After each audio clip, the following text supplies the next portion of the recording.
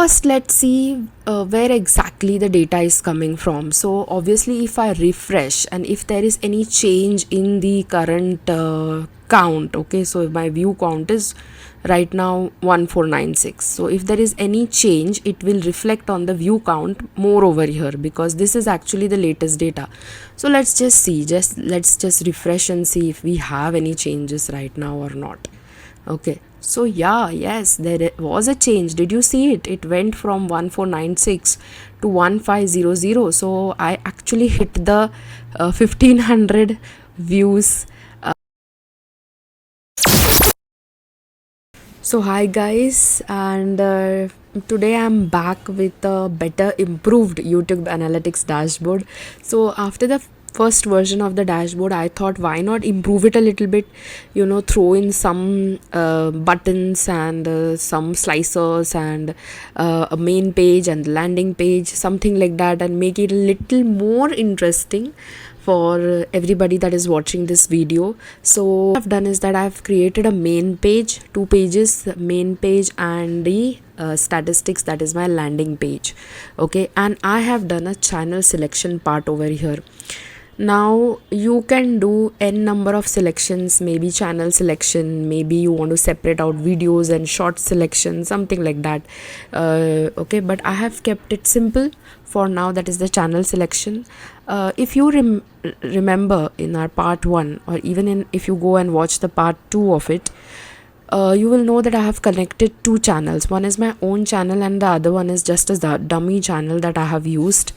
So when you click on the dummy channel, that is everything with Anamika, and you click on the submit button over here, okay, let me click on the button, you come on the statistics page, that is your landing page, where you see all the statistics about the channel. Now this channel is a dummy channel, so obviously there won't be any statistics. And now what you need to do is go back. So I have an option of going back from this page to again the landing page. Maybe choose another option over here, which is simplify with Swapna, then submit it, and then come back to our page where we have all the statistics of Simplify by Swapna, which is my channel. Okay, so on the left hand side, if you see, you will be seeing all the KPIs, that is the subscriber count, what is the video count, the view count, average views per video, and also the engagement rate, which I have calculated. I've made some measures and calculated them. In this video, I won't be going into that particular part of what measures I created and not, because they are basic simple measures. You can obviously try them out by looking at my other videos, but I will 100% go through the part of what this video is, what this dashboard is actually all about.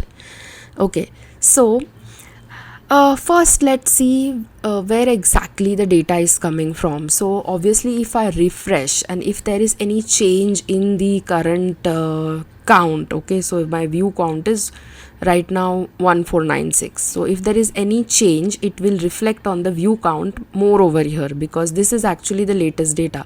So let's just see, let's just refresh and see if we have any changes right now or not. Okay, so yeah, yes, there was a change. Did you see it? It went from 1496 to 1500. So I actually hit the 1500 views on okay, while showing you this dashboard. So great, happy about that. And now, of course, subscriber count, everybody knows, number of subscribers. The video count, I have actually 16 videos and 3 shorts, but I have obviously taken the shorts also in this particular setup. You can go ahead and do one thing where you can separate out the videos and the shorts and keep both the statistics separate. Okay, then I have view count, which is obviously the entire views that my channel has got till now.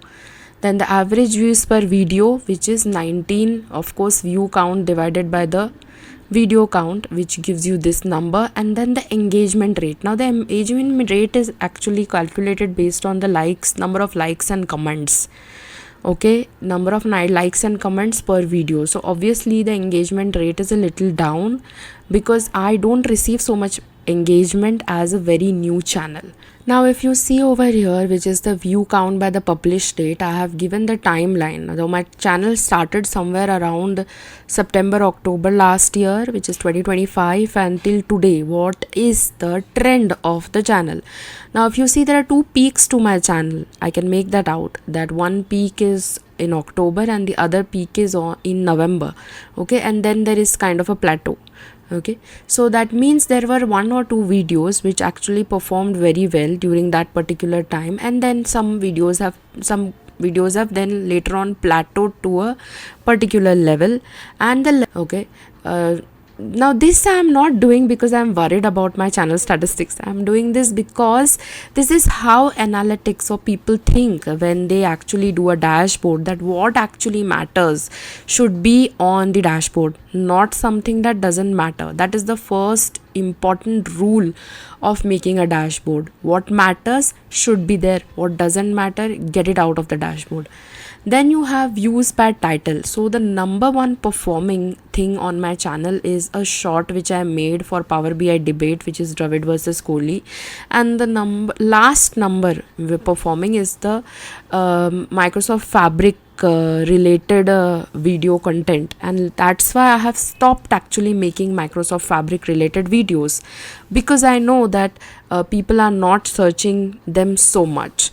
Okay, so this is one benefit of having such kind of an analytics, which also YouTube gives.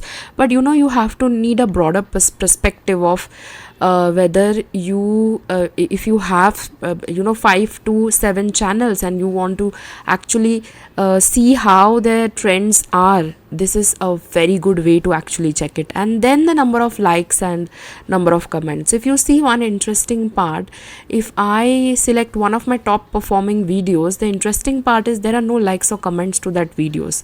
So that is something, this correlation is something weird for me. Whereas if you see a very little lower performing video, it has good kind of comments.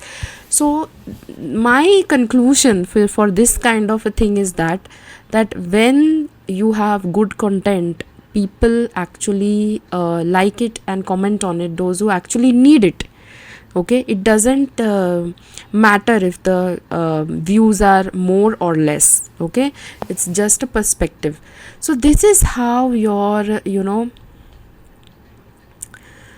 dashboard is. And if you see, if I choose something over here, even this gets changed.